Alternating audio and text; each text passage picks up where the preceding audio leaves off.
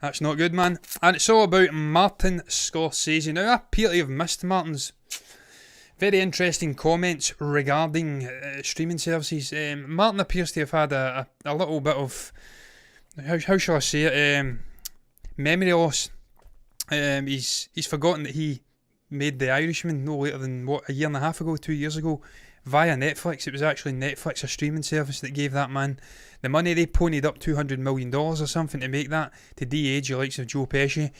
And he's out now and he's absolutely shitting upon the streaming services from a great height. And look, I tend to agree with some of the points the man's making, because they are commodifying cinema. They're commodifying the art of watching movies. And it's, yeah, we'll get into his comments here.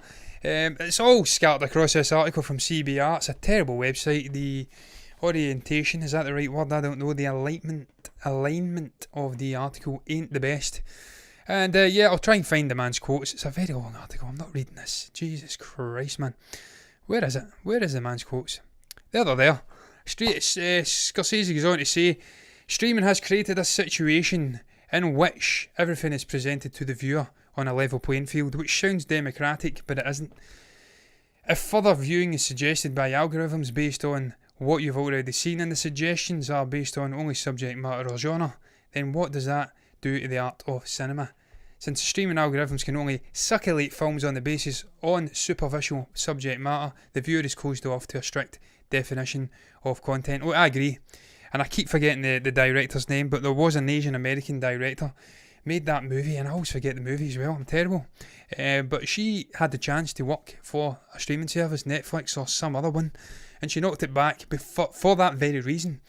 For the reason that her movie could have been lost in an avalanche of content. It wouldn't have got eyeballs.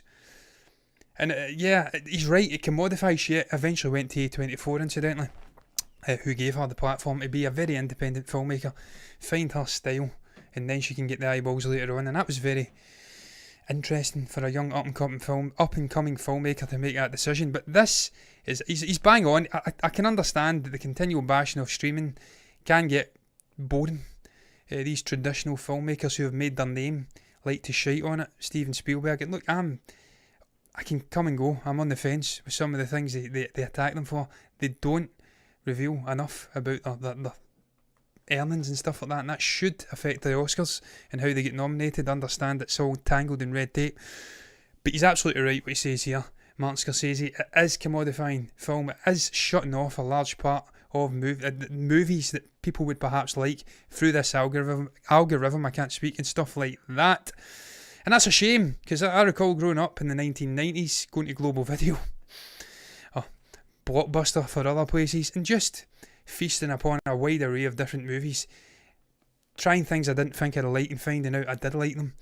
That's not the case with these streaming services. The streaming services, I can't speak tonight, they just funnel the same content through to you. So yeah, there's something getting lost. They're commodifying film. It's changing, just like music changed 20 years ago. And look, time will tell how that plays out, man, for film, how it plays out for Martin and the rest of these filmmakers in this generation, man. But look, I'm going to move on, because I'm just tying myself up.